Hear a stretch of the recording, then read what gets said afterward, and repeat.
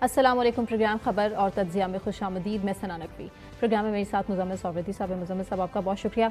नाज़रीन, अफसोसनाक खबर मुल्तान से है, लोधरा में, जहां अवाम एक्सप्रेस को हादसा पेश आया जिसके नतीजे में एक शख्स हलाक हुआ है और 6 जो बोगियां हैं वो पटरी से उतर गई थी। बड़ा ही मुश्किल ये साल है पाकिस्तान के लिए, एक के बाद एक हादसों की खबर हमें मिल रही है और सैलाबी सूरत हाल, सैलाबी रेले से जितना केपी में, गिलगित बल्तिस्तान में, आज़ाद कश्मीर में नुकसान हुआ है, उसकी भरपाई तो कब, कैसे और किस तरह से मुमकिन हो पाएगी ये तो कहना कबल अज़ वक्त है। मज़ीद भी बारिशों की पेशगोई की गई है। पंजाब के बेशतर अज़ला में मज़ीद बारिशों की पेशगोई के साथ पोठोहार रीजन में फ्लैश फ्लडिंग का खदशा भी ज़ाहिर कर दिया गया है। अच्छा, एक मुज़म्मिल साहब अच्छी खबर यह है कि नेशनल डिज़ास्टर मैनेजमेंट अथॉरिटी ने provincial disaster management authority KP को कौमी रिलीफ स्टॉक के 3 ट्रक फराहम किए हैं। कल तक जो हमें गिला सुनने में आ रहा था केपी गवर्नमेंट की तरफ से कि उनको किसी ने पूछा नहीं है, एनडीएमए की तरफ से भी नहीं है, इसके अलावा वफाक की तरफ से भी फ़िलहाल नहीं पूछा गया है। अब तेज़ी से जो इमदाद है वो केपी की तरफ भिजवाई जा रही है, लेकिन ये अभी भी मैं कहूँगी कि नाकाफ़ी है, क्योंकि लोग बेयारो मददगार, टेंट्स नहीं हैं उनके पास, खुराक नहीं है उनके पास, राशन की कमी है, यहाँ तक कि लोगों की कनेक्टिविटी भी नहीं उस तरह से हो पा रही जिस तरह से होनी चाहिए। लोग बड़े परेशान अभी भी बेघर वहाँ पर मौजूद हैं। देखिए, मैं ना आज 2-3 बातें पहले करना चाहता हूँ। क्या? एक तो मैं केपी के रेस्क्यू के जो हेड हैं उनका सुन रहा था कि जी वो हमारी 2 गाड़ियाँ अभी भी पंजाब हुकूमत के पास हैं, वो वापस नहीं मिली हैं। तो मैंने चेक किया तो पता लगा वो जब डी चौक पर हमले के लिए रेस्क्यू की गाड़ियाँ गंडापुर साहब इस्तेमाल कर रहे थे तो उस वक़्त वो ज़ब्त हुई थी। तो यकीनन ये जो रेस्क्यू की गाड़ियां हैं, ये जो डिज़ास्टर मैनेजमेंट का इंफ्रास्ट्रक्चर है, ये सियासी मकासद के लिए इस्तेमाल नहीं होना चाहिए। आप देखें ना, उसकी कॉस्ट फिर लोगों को पे करनी पड़ती है। और अब सूरत हाल ये है कि हमने तब देखा कि रेस्क्यू की गाड़ियाँ, फायर फाइटिंग की गाड़ियाँ, फायर ब्रिगेड की गाड़ियाँ, ये सारी गाड़ियाँ लेकर आप इस्लामाबाद की तरफ चल पड़ते थे। तो ये कोई अच्छी बात नहीं है। जब लोगों को इन चीज़ों की ज़रूरत होती है फिर आपके पास नहीं है, तो एक सियासी मकासद के लिए इनको नहीं इस्तेमाल करना चाहिए। एक मैं गंडापुर साहब का बयान कर रहा था कि जी हमने नदी और नालों की सफाई नहीं की, इसलिए ये हमें जो फ्लडिंग और ये तबाही है उसका सामना। अब सूरत हाल ये है कि 13 साल से तो पीटीआई की हुकूमत है गंडापुर साहब, तो किसने रोका था? अब नदी और नाले आकर मुस्लिम लीग नून ने तो केपी में साफ़ नहीं करने थे, ना पीपल्स पार्टी ने सिंध से आके केपी में नदी और नालों की सफाई करनी थी। वो तो पंजाब की भल सफाई है या वो अपने सिंध में करते हैं। तो अगर आपके नदी और नाले साफ़ नहीं हैं, अगर आपके दरियाओं पे तजावज़ात हैं, अगर आपका रेस्क्यू इन लाइन नहीं है, अगर आपका disaster management up to mark नहीं है, अगर आपने रेस्क्यू में ऐसे डाइवर्स भर्ती किए हुए हैं जो पानी में जाने से डरते हैं, तो इसका कसूर आप एनडीएम में या वफाकी हुकूमत को तो नहीं ठहरा सकते। कुदरती आफत के मौके पे जो हुकूमती नाअहली है, उनकी कारकर्दगी का जो पोल खुल जाता है, जो सब कुछ सामने आ जाता है, तो उसके बाद फिर उन गलतियों को सुधारने की बजाय पिछले लोगों की गलतियों को सामने रखा जाता है। और कोई पिछले भी तो यही थे, उससे पिछले भी यही थे, ये किसको कहेंगे? वज़ीर आला आप मेरी बात सुनिए ना, तो ये पिछले वज़ीर आला के ऊपर सब कुछ मलबा डाल के अपने आप की जान छुड़ाना चाह रहे हैं। देखिए, तीसरी हुकूमत है पीटीआई की केपी में। अब तो वहाँ सब कुछ स्टेट ऑफ द आर्ट होना चाहिए।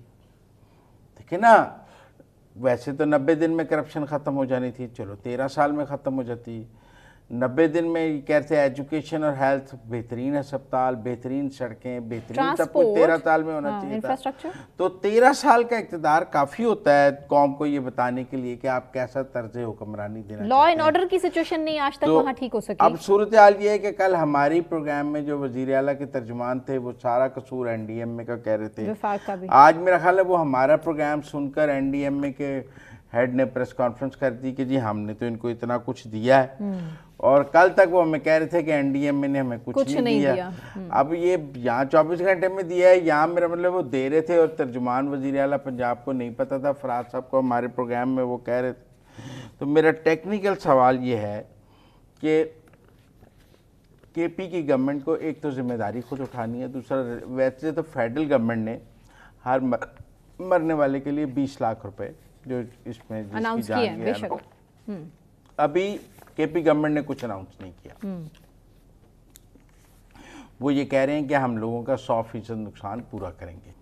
मुजम्मिल साहब, एनडीएमए के मुताबिक पाक फौज ने सैलाब मुतासरीन के लिए 585 टन राशन अतिया किया है और 800 किलो से ज्यादा अद्वियात फराहम किए हैं, लेकिन सोशल मीडिया भरा पड़ा है, लोग बेचारे अपनी मदद आपके तहत मैं कहता हूँ जितना भी किया है कम है और करना चाहिए, लेकिन केपी हुकूमत को भी सियासत नहीं करनी चाहिए कि उन्होंने कुछ नहीं, उनको आज क्यों बताना पड़ा कि हमने ये सब कुछ दिया है, क्योंकि कल हमारे ही प्रोग्राम में तर्जुमान वज़ीर आला पंजाब कह रहे थे कि उन्होंने कुछ नहीं दिया। तो टेक्निकली मेरा ख्याल है हमारे प्रोग्राम के रिस्पांस में आज एनडीएमए को ये बताना पड़ा कि जी हम दे रहे हैं, अब आप उसको छुपाए ना। पर मैं ये समझता हूँ कि केपी गवर्नमेंट को पांचों जो हुकूमतें हैं पाकिस्तान की, पंजाब, सिंध, बलूचिस्तान, गिलगित, आज़ाद कश्मीर, वफाक, सबसे मदद लेनी चाहिए। ये कोई पॉलिटिकल पॉइंट स्कोरिंग का मामला नहीं है। अगर पंजाब ने कहा है वो पंजाब से पूरी मदद लें रिहैबिलिटेशन के लिए, पंजाब में आके डोनर्स कॉन्फ्रेंस करें।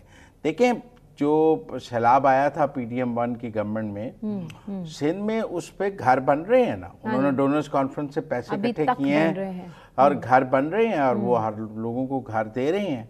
इसी तरह यहाँ जिन लोगों के घर गए हैं, कारोबार गए हैं, रिहैबिलिटेशन का काम है, केपी की गवर्नमेंट को अपने वसाइल से भी करना चाहिए और उसे बाकी हुकूमतों से इंटरनेशनली वसाइल इकट्ठे भी करने चाहिए।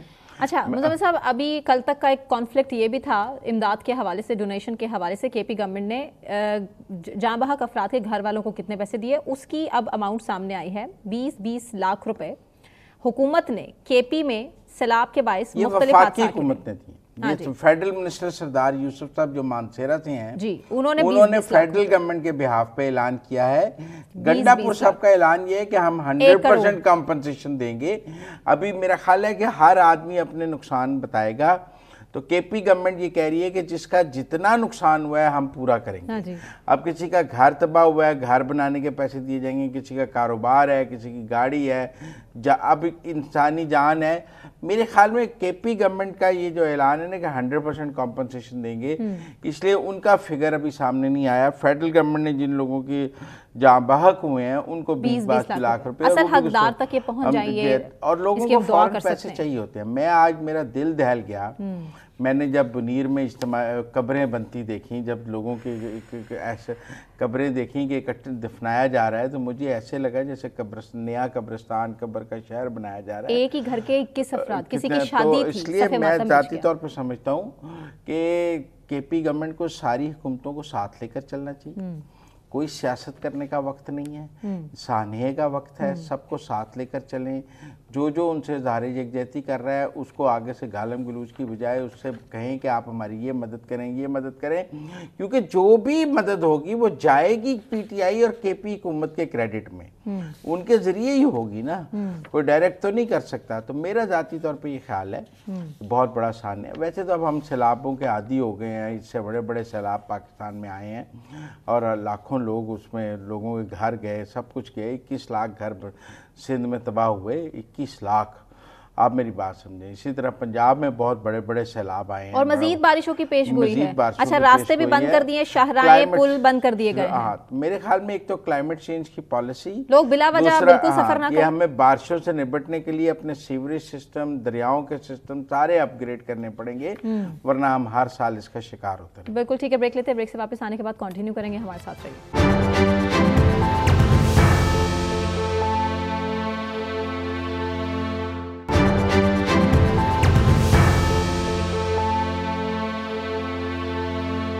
वेलकम बैक नाज़रीन। भारत को एक और बड़ा धचका मिला है और भारत का जो बुरा वक्त है वो बड़ी तेज़ी से शुरू हो चुका है। अमेरिका ने जो भारत के साथ अगस्त में मुज़ाकरात होने थे, तिजारती मुज़ाकरात, उनको मनसूख कर दिया है और अमरीकी तिजारती वफ़द जिसका तयशुदा दौरा था अगस्त का भारत के साथ, उसे मनसूख किया गया है और मामला जाहिर है रूस से तेल खरीदने के बाद ख़राब हुआ, या यूँ कह लीजिए कि पाक भारत जंग के बाद सूरत हाल भारत की बड़ी ख़राब नज़र आ रही है। इस पर बात करेंगे। मुजम्मिल साहब हमारे साथ स्टूडियोज में मौजूद है, जबकि हमें ज्वाइन किया है माहिर मौशियात हैं हारून शरीफ साहब। हारून साहब, thank you so much for joining us. अस्सलाम वालेकुम हारून साहब, क्या हाल है आपके? ठीक ठाक हैं? जी मैडम, थैंक यू।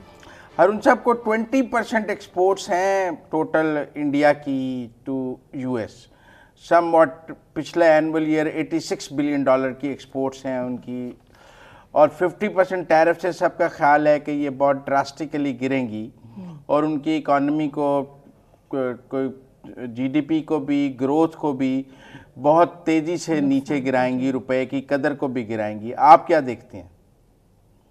जी बहुत शुक्रिया। देखिए, एक मेजर ट्रेडिंग पार्टनर है अमेरिका और यूएस, फिर ऑन टॉप ऑफ दैट पिछली दहाई में उनकी एक स्ट्रेटेजिक पार्टनरशिप हुई जिससे दुनिया को सिग्नल गया कि ये दोनों ममालिक करीब से करीब तर हो रहे हैं।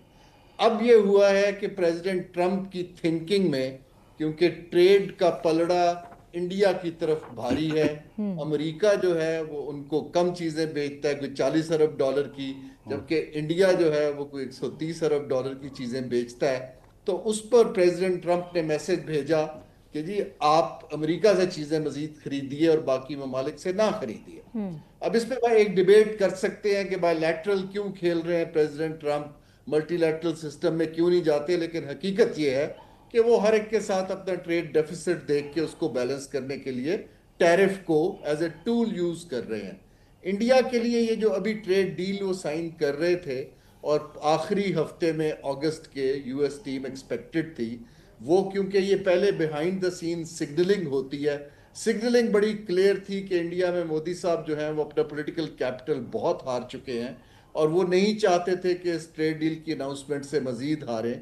तो इस वजह से और दूसरी वजूहात से कि आप तैयार नहीं हैं, वो कैंसिल हो गया या पोस्टपोन हो गया। मैंने पढ़ा तो मुझे अभी तक दोनों सिग्नल्स आ रहे हैं।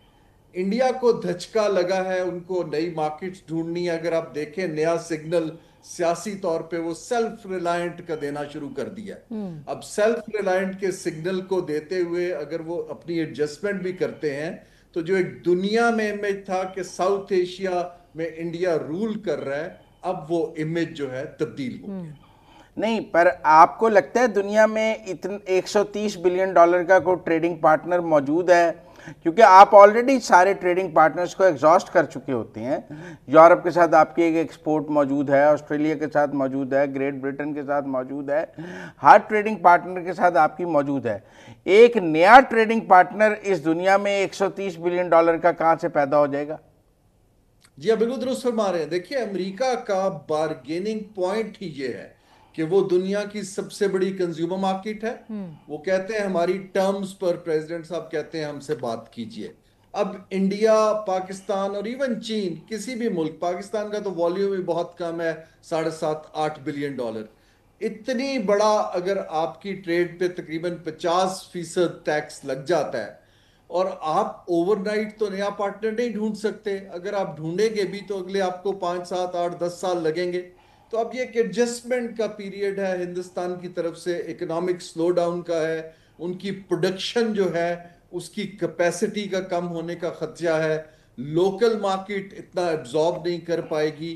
तो इंडिया को अपनी पोजीशन को गालिबन खित्ते में और राइजिंग एशिया में दोबारा बड़ा जल्दी देखना पड़ेगा ट्रेड रिलेशंस की वजह से, क्योंकि जो ओवर रिलायंट थी अमेरिका पे वो रिवर्स हो गई।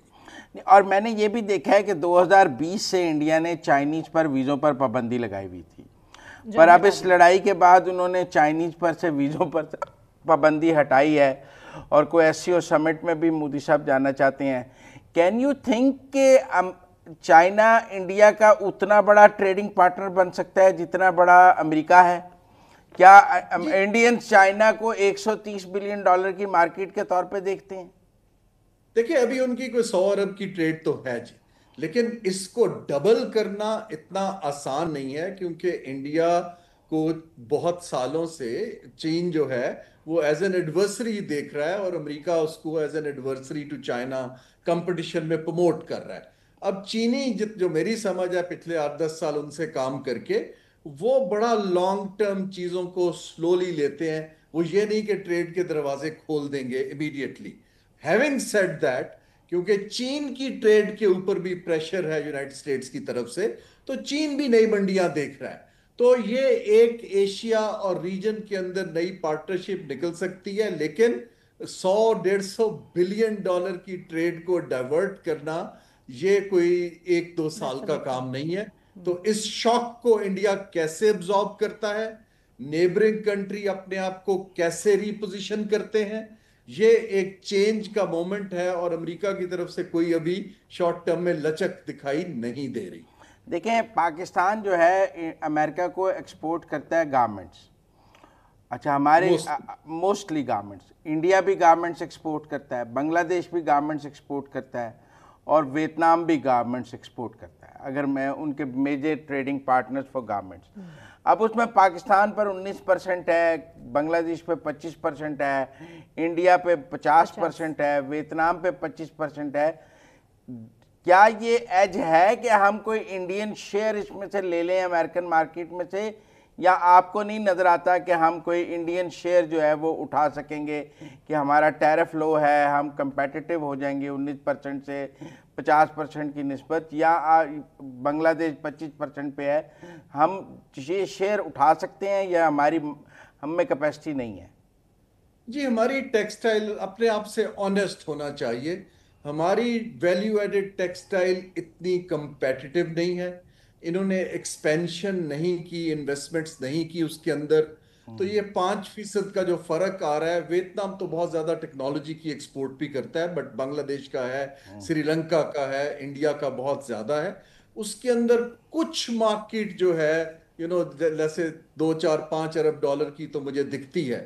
लेकिन जब हमारे पास बेचने के लिए कंपेटिटिव प्रोडक्ट नहीं होगी और अमेरिका ये पुश कर रहा होगा कि मेड इन यूएस बनाइए आप, क्योंकि बेसिक प्रोटेक्शन तो मेड इन यूएस के लिए है। मुझे तो यहां पर यह भी दिखाई दे रहा है, और मैं इस बात पे आपको, हुकूमत को भी सोचना चाहिए। यहाँ के पाकिस्तान के बहुत से बिजनेसमैन गालिबन कोई छोटी मोटी मैन्युफैक्चरिंग वहां मूव भी कर जाएंगे ताकि उनकी चीजें बिकनी शुरू हो जाए। पाकिस्तान को इस वक्त अपना इकोनॉमिक जो स्ट्रक्चर है उसमें विनर्स पिक करने हैं कि क्या चीज हमारा कंपैरेटिव एडवांटेज जल्द बन सकती है, और उसके पीछे रिसोर्सेज लगा के इस मोमेंट को सीज करें। ये जो ट्रेडिशनल हमारी इंडस्ट्रियल स्ट्रक्चर है उसके अंदर मुझे कोई ट्रांसफॉर्मेशनल चेंज नहीं दिखती, कुछ अपग्रेडेशन हो सकती है। अच्छा, एक और जो अमेरिका को गिला है, या यूरोप ने भी उसके ऊपर गिला किया है कि आप अपनी कंजम्पशन के लिए तो रशियन ऑयल खरीदें, जैसे चाइना खरीदता है, अपनी कंजम्पशन के लिए आप खरीदते हैं सस्ता, पर इंडिया ने इसको एक और ट्रेड का रंग दिया कि इंडिया ने खरीदा सस्ता और फिर मार्केट में यूरोप को और दुनिया को महंगा बेचा और उससे बिलियंस ऑफ डॉलर्स कमाए। जो रशियन ऑयल वो मार्केट में वापस लेके गया, उसकी एक ऑयल रिफाइनरी पे पाबंदियां भी लगी हैं, शिपिंग पे भी। आपको लगता है इंडिया ये आगे जारी रख सकेगा कि वो ये रशियन ऑयल को रिफाइन करके क्रूड ले, रिफाइन करे और फिर दुनिया को बेचता रहे?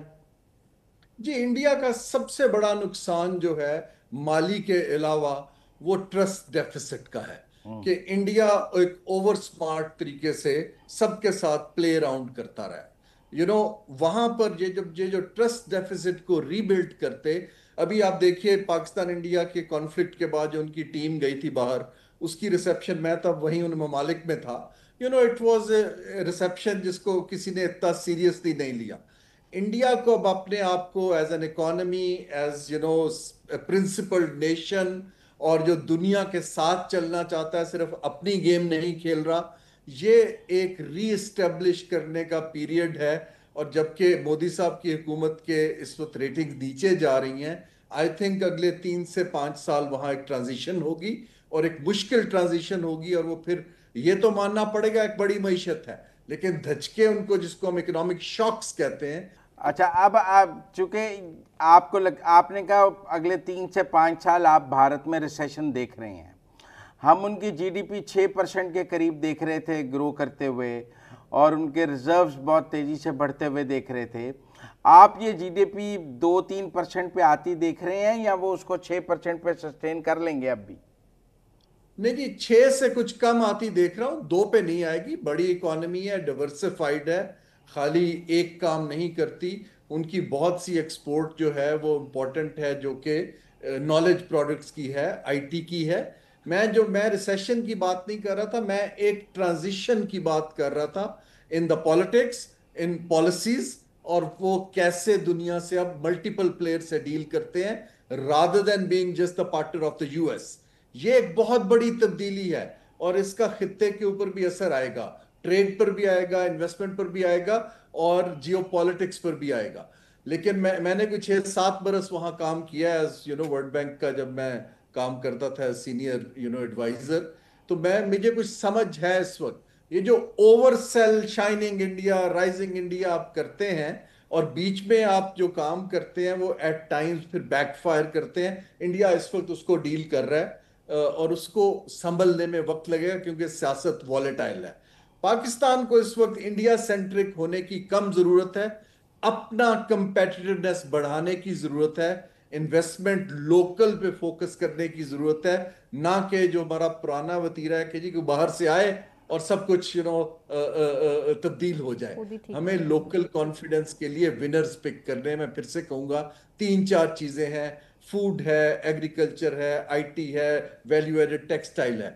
आप इसके पीछे रिसोर्सेज डाल दें और एक्सपोर्ट को डबल करने की कोशिश करें 2-3 साल में। लास्ट ये लास्ट पाकिस्तान के लिए लास्ट अच्छी क्वेश्चन अपॉर्चुनिटी मुझसे है। बहुत से लोगों ने ये सवाल पूछा है एक में, क्या ये जो 50% टैरिफ है ये इंडियन आईटी इंडस्ट्री को भी हिट करेगा? क्या ये इससे आईटी एक्सपोर्ट भी उनकी गिरेगी या सिर्फ गारमेंट हिट हो रही है? देखिए, अब ये टैरिफ के अंदर लाइंस हैं। अमेरिका वाले स्मार्ट हैं, वो जहां जहां उनको अपनी जरूरत है ट्रंप साहब को वहां पर वो छूट भी दे देते हैं। ये चीज ट्रेड डील में डिसाइड होनी थी कि जिसको हम एचएस कोड कहते हैं, किस प्रोडक्ट लाइन पे कितना टैरिफ लगना है, क्योंकि एवरेज आउट वो करते हैं। अब ये ट्रेड डील की निगोशिएशन जो डिसरप्ट हो गई है, इससे मार्केट्स को और नेगेटिव सेंटिमेंट जाएगा कि अगर जो ये जो आईटी वाले थे, जो दूसरे थे, जो इन्वेस्टमेंट्स प्लान किए बैठे हैं, एप्पल है जो इंडिया के अंदर काम कर रहा है, इन सबको अब सिग्नल ये जाएगा कि ये जो अनसर्टेनिटी है इसको डील करने के लिए वो अपनी पोजीशंस होल्ड कर लेंगे और होल्ड करने से ग्रोथ रुक जाएगी, डिक्लाइन अभी टाइम बताएगा। जी, बहुत शुक्रिया, बहुत शुक्रिया शुक्रिया हारून हारून साहब। ब्रेक लेते हैं मुजम्मिल साहब, ब्रेक से वापस आने के बाद कंटिन्यू करेंगे, हमारे साथ रहिए।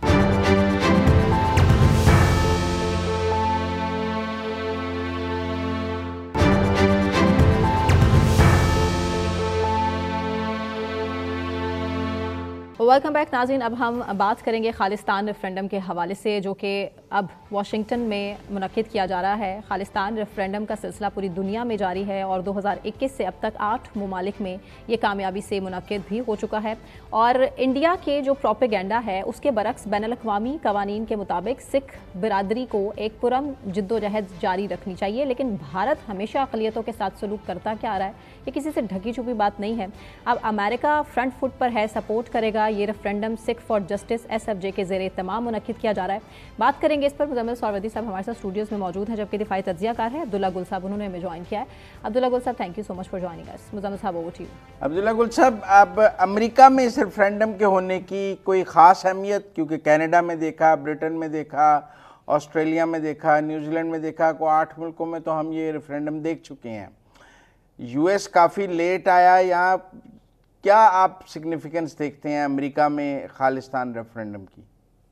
बिस्मिल्लाहिर्रहमानिर्रहीम। बहुत शुक्रिया मुजम्मिल साहब। और देखिए, बात यह है कि यूएस का जो अभी रिलेशनशिप इंडिया के साथ चल रहा है, मेरे ख्याल है कि वो आपको मालूम है कि उनकी कश्ती काफ़ी डामाडोल है और आए दिन डोनाल्ड ट्रंप साहब उनको आड़े हाथों लेते हैं। और जिस तरीके से ट्रेड टैरिफ भी उन्होंने 25% से बढ़ा के 50% करने के बाद कर दी है और अगस्त के आखिर में इसका इतलाक भी हो जाएगा। तो जाहिर है ये सारी चीज़ें जो है वो समझ आ रही हैं। इससे पहले भी अमेरिका के अंदर, कैलिफोर्निया के अंदर गालिबन जो है वो सिख फॉर जस्टिस जो तंजीम है, जिसका जो है वो मेरे ख्याल में इन्होंने शुरू किया था 2007 में, और ये यूएस बेस्ड एक ऑर्गेनाइजेशन है, एनजीओ भी कहलाती है। लेकिन इन्होंने शुरू में जो अपने लंदन से सबसे पहले एक इन्होंने रेफरेंडम शुरू कराया और लंदन में जो पहला रेफरेंडम था उसके अंदर 2000 से भी कम लोग जो थे वो मौजूद थे। लेकिन उसके बाद ये सिलसिला बढ़ता रहा। इसके अंदर जो है फिर यूके के मुख्तलिफ शहरों के अंदर हुआ, फिर आहिस्ता आहिस्ता ये सिलसिला जो है वो ऑस्ट्रेलिया, न्यूजीलैंड, इटली और खुद जो है वो अमेरिका में, कनाडा के अंदर जो है वो चलता रहा। ऑस्ट्रेलिया में तकरीबन फिर वहाँ 2.25 लाख लोग, 2.25 लाख लोग जो है उन्होंने बाकायदा हिस्सा लिया। और इससे पहले चंद दिन पहले, एक हफ्ता अर्सा कबल एक बहुत बड़ी रैली भी इन्होंने निकाली, और गुरपतवंत सिंह पुन्नू जो इसके लीडर हैं, जो कि एक लॉयर भी हैं, अमेरिकन बेस्ड लॉयर हैं, इनको कत्ल कराने की भी जो है वो साजिश की गई। और कत्ल कराने की साजिश के अंदर बाकायदा अमेरिका के अंदर इनके ऊपर मुकदमा कायम हुआ, और उसमें अमित शाह का जो है नाम बाकायदा लिया गया अदालत की जानिब से। अब तकरीबन पिछली दफा जो है 35,000 लोग जो थे अमेरिका के अंदर इकट्ठे हुए, लेकिन आज जो ये वॉशिंगटन डीसी के अंदर इसकी बड़ी सिग्निफिकेंस है। उसकी वजह यह है कि वॉशिंगटन डीसी जाहिर है उनका कैपिटल है और उसकी एक अहमियत है, और अमेरिका शायद ये भारत को पैगाम देना चाह रहा है कि तुम जो ज्यादतियां कर रहे हो इंसानियत के साथ, वो अननोटिस्ड और अनहर्ड नहीं जा रही। इसलिए मेरे ख्याल में जो जतेंद्र सिंह ग्रेवाल जो कि इनके नंबर 2 हैं सिख फॉर जस्टिस का, इसका बुनियादी मकसद जो था वो ये था कि सन 1984 के अंदर जब एक ऑपरेशन ब्लू स्टार लॉन्च किया गया और गोल्डन टेम्पल को जो है वो बमबारी की गई, और वहां तकरीबन 8,000 से ज्यादा लोगों को जो है वो मार दिया गया, और खास तौर पे संत जरनैल सिंह भिंडरांवाला जो उनके लीडर थे, एक इंतहाई रूहानी जिसको आप लीडर कहें, वो उस हैसियत में थे, उनको जब वहां मार दिया गया तो उसके बाद सिख फॉर जस्टिस जो थे वो सामने, उन्होंने सिखों ने एक आवाज उठाना शुरू कर दी और खालिस्तान मूवमेंट जो है उसके बुनियाद डाली। खालसा तहरीक भी कहलाती है। खालसा तहरीक जो बुनियादी तौर पे पंजाब को, जो भारतीय पंजाब है वो हिमाचल प्रदेश लेकिन और हरियाणा मैं ये जानना चाहता हूँ कि इंडिया ने काफ़ी हद तक क्रश किया है खालिस्तान तहरीक को इंडियन पंजाब के अंदर, और एक्स्ट्रा जुडिशल किलिंग भी है।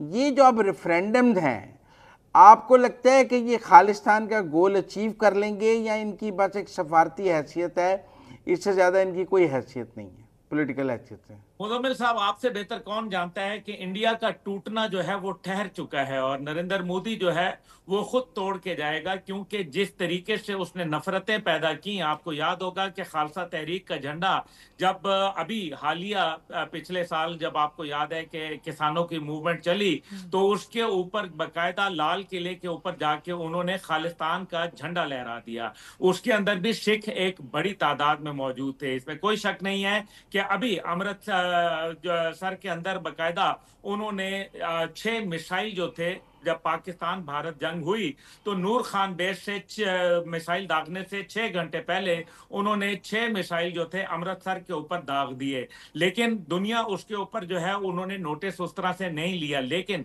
क्योंकि ये 2.7% तकरीबन भारत के अंदर बनते हैं, और सिख जो हैं ये इंतहाई जो जिसको कहते हैं बहादुर लोग हैं, और पाकिस्तान के साथ इनका बड़ा प्यार है। भारत को ये तकलीफ है जाहिर है, लेकिन मुझे लगता है कि अगर जिस तरह से रिकग्निशन मिल रही है और एक जमहूरी तरीके से ये ऑर्गेनाइजेशन आगे आ रही है, और अमेरिका के अंदर जब ये बात हो रही है, और अगर जैसे कि उम्मीद की जा रही है कि तकरीबन इसके अंदर कोई 1.5 लाख लोग जो है वो इसमें शामिल होंगे, तो फिर ये चीजें जो हैं यूनाइटेड नेशन के चार्टर के मुताबिक जो है आजादी इनको देनी पड़ जाएगी, और ये भारत के लिए एक जहर कातिल अच्छा, नहीं, आप नहीं समझते कि पाकिस्तान को खालिस्तान को बतौर एक रियासत तस्लीम कर लेना चाहिए, और इसका पहला मुल्क बनना चाहिए जो खालिस्तान को बतौर रियासत तस्लीम कर ले, ताकि आगे फिर और मुल्कों से बात की जा सके? कोई एक मुल्क तो पहले करेगा ना इसको बतौर रियासत तस्लीम।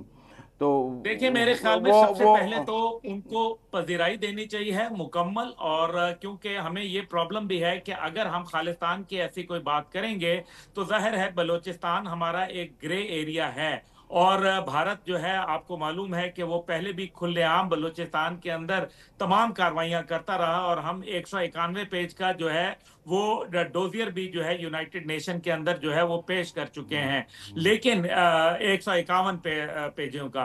तो मकसद यहाँ ये है कि हमें उसका भी ख्याल करना चाहिए, लेकिन इस सब के बावजूद जिस तरह से मीडिया, मैं आपको मुबारकबाद पेश करता हूँ हम टेलीविजन को, कि आपने कम से कम इस अहम मौजू के ऊपर जिस तरह से ये सजेशंस आ रही हैं, अगर वहाँ गौरव आर्या जो है वो बिल्कुल मुंह से झागे निकाल सकता है, वहाँ उनके जो जर्नैल हैं वो जो है वो पागलपने के दौरे में पाकिस्तान के खिलाफ खुराफात बक सकते हैं, तो हम एक जायज मौकफ को क्यों ना लेके आगे चले। मेरे ख्याल में इनकी जो आज़ादी की तहरीक है उसको रिकग्नाइज करना और उसको सपोर्ट करना, ये हमारा मेरे ख्याल में अब जरूरी है हमारे लिए, क्योंकि ये हमारी खारजा पॉलिसी का हिस्सा होना चाहिए, खासतौर पे तब जब भारत खुले आम बलूचिस्तान के अंदर और खैबर पख्तूनख्वा के अंदर दरअंदाजी करता है, दहशतगर्दों को सपोर्ट करता है। डिस्ट्रॉय शी पैक के नाम से $1 बिलियन का उसने फंड कायम किया है और यहाँ टेररिस्ट कैंप्स जो है उनके अंदर अच्छा, फैसिलिटेशन हमने एक देता है। और बात भी अफगानिस्तान में देखी कि इंडिया ने बिलखसूस रॉ ने खालिस्तान के जो लीडर्स हैं उनकी असैसिनेशन का एक शुरू सिलसिला किया। निजर सिंह की। इंडिया के अपने अंदर, इंडियन पंजाब में तो बहुत ज़्यादा हुआ है, लेकिन हमने बाहर भी देखा, कनाडा में भी देखा और देखा। आपको लगता है कि अब जब डोनाल्ड ट्रंप ने भी खालिस्तान के लीडर को ख़त लिखा है, दुनिया में शोर मचा है, इंग्लैंड में भी शोर मचा है, तो अब मज़ीद रॉ जो है वो खालिस्तान के लीडर्स की असैसिनेशन रोक देगी या आपको अभी भी ये थ्रेट नज़र आता है? देखिए, आपको याद ही होगा कि खुद राजनाथ सिंह ने ये बात एक्सेप्ट की थी एक गैर मुल्की टीवी को इंटरव्यू देते हुए कि हाँ, हमने पाकिस्तान में 12 सिख रहनुमाओं को टारगेट किल कराया पाकिस्तान के अंदर। इसी तरीके से कनाडा के अंदर जस्टिन ट्रूडो जो थे वो फ्लोर ऑफ द हाउस के ऊपर बात कर चुके थे नजर सिंह के कत्ल के हवाले से, और इररिफ्यूटेबल एविडेंस थे जिसकी वजह से आज तक कनाडा और भारत के दरमियान में जो ताल्लुकात हैं वो इंतहाई कशीदा हैं। दूसरी जानिब जो है वो अमेरिका के अंदर अभी आपने देखा गुरपतवंत सिंह पन्नू के जो कत्ल की एक प्लॉट था उसके अंदर बकायदा जो है अमेरिका ने इनको पकड़ लिया। फिर इंग्लैंड के अंदर इन्होंने हरकतें की, यानी कि इनका नेक्सस जो है ये बढ़ता जा रहा है और भारत की जो रॉ है वो इंतहाई मेरे ख्याल में फसड्डी तरीके से जो है वो प्लान बनाती है और एग्जीक्यूट करती है। नतीजे में यह है कि वो पकड़े जाते हैं। जिस तरीके से आपको पता है 8 लोगों को बकायदा फांसी की सजा एस्पियोनाज के लिए कतर के अंदर हो गई थी। लेकिन लगता यही है कि जिस तरह से ये वाकयात बढ़ेंगे, जाहिर है रॉ की एक इंग्रेस है कनाडा के अंदर, कैलगरी वगैरह वो इलाके हैं जहां सिखों की एक बहुत बड़ी तादाद है और खास तौर पे कनाडा की पार्लियामेंट के अंदर बकायदा सिख लोग मौजूद हैं और बड़े हाई पोजीशंस के ऊपर जो है वो प्लेस्ड हैं। इसलिए मेरा ख्याल है कि रॉ बिल्कुल ये काम करेगी, क्योंकि नरेंद्र की जो पॉलिसी है नरेंद्र मोदी की वो एक दहशत गर्दाना पॉलिसी है और वो भारत को जो है एक दहशतगर्द स्टेट के तौर पर जो है मेरे ख्याल में पेश कर रहा है आजकल। और यही बात है कि अमेरिका के प्रेसिडेंट जो है वो उनको आड़े हाथों ले रहे हैं और मेरे ख्याल में मजीद आड़े हाथों वो लेंगे, क्योंकि यूक्रेन जंग के अंदर भी जो भारत का किरदार था वो इंतहाई जो है वो मेरे ख्याल में गलत था। उसकी वजह यह है कि एक तरफ वो रूस की हामी बन एक रही और थी। सवाल मैं आपसे करना चाहता हूँ। देखें, पाकिस्तान की जो सरजमीन है वो सिखों के लिए बहुत मुकद्दस है, ननकाना साहब की वजह से, करतारपुर की वजह से, पंजा साहब की वजह से। लेकिन हम देखते हैं कि सिखों का रिलीजियस टूरिज़्म पाकिस्तान में उतना नहीं है जितना होना चाहिए। हमें क्यों नहीं, मतलब उनका मक्का मदीना कहते हैं पाकिस्तान में है, हमारा सिख रिलीजियस टूरिज़्म क्यों वीक है? आप क्या समझते हैं? मेरे ख्याल में उसकी बहुत सारी सिक्योरिटी वजूहात भी थी, क्योंकि हम ये नहीं समझते कि शायद दरमियान में कोई जासूसी के लोग आ जाएं। एक तो ये बड़ी वजह है। दूसरी वजह यह है कि हमने जो करतारपुर कॉरिडोर खोला उसका एक रास्ता तो भारत में है, आपको मालूम है, और वहां वो अपनी कदगन लगा लेते हैं। तीसरी जानिब जो है, जिन आपने पंजा साहब का जिक्र किया, ननकाना साहब का जिक्र किया, इसी तरीके से यहाँ करतारपुर का जिक्र किया, ये तीनों इंतहाई अहम प्लेसेस हैं। और मेरी क्योंकि मुख्तलिफ सिख रहनुमाओं से जो है वो मुलाकातें रहती हैं और बातचीत रहती है, वो मुझे बताते हैं कि हमारे लिए मुश्किलात में इजाफा कर दिया जाता है, ख़ासतौर पे जब हम भारत जाते हैं अपने प्यारों से मिलने के लिए किसी गम खुशी के मौके के ऊपर, तो फिर हमारे लिए बहुत सारी जो है तकालीफ जो है उनको खड़ा कर दिया जाता है, हम पे फेक मुकदमे और हमारे ऊपर झूठे जो FIR हैं वो काट दी जाती हैं। और इसी तरीके से रॉ जो है वो हमें जो है मुख्तलिफ हीले बहाने से तंग करती है। लेकिन साथ ही साथ मैं ये जरूर समझता हूँ कि पाकिस्तान की कोशिशें जारी हैं इस सिलसिले में और सिख टूरिज्म जो है उसको प्रमोट करना चाहते हैं। लेकिन इस सब के अंदर जो है एक जब तक के करतारपुर राहदारी या वाघा बॉर्डर के जरिए, आसानी के जरिए काम नहीं होगा। मेरे ख्याल में ये इतना आसान नहीं होगा टूरिज्म को प्रमोट करना, क्योंकि बहरहाल सिखों को टूरिज्म प्रमोट करने के लिए इन तीनों जगहों के ऊपर अच्छे होटल्स बनाने पड़ेंगे, यहाँ जो है वो सिक्योरिटी कॉर्डन्स लगाने होंगे और उनको फैसिलिटेशन जो है वो देनी पड़ेगी। लेकिन अनफॉर्चुनेटली आप देख लें, करतारपुर कॉरिडोर के अंदर अगर आप वहां जाएं तो आपको वहां कोई रहने की जगह, यानी कि अगर आप लास्ट सवाल मैं आपसे करना चाहता हूं कि कि कश्मीर की आज़ादी की तहरीक और खालिस्तान, आपको इनका कहीं कोलैबोरेशन भी नज़र आता है आगे चलकर कि हम ऐसे कश्मीर पर रेफरेंडम भी करा सकते हैं दुनिया में, या ये सेपरेट ही रहेंगी? नहीं, ये कश्मीर का तो मामला जो है वो आपको पता है, यूनाइटेड नेशन की करारदादें मौजूद हैं बड़ी वाज़ेह, और मेरे ख्याल में तकरीबन 2.5 दर्जन के करीब जो है वो, सॉरी 1.5 दर्जन के करीब रेजोल्यूशन मौजूद हैं, करारदादें मौजूद हैं।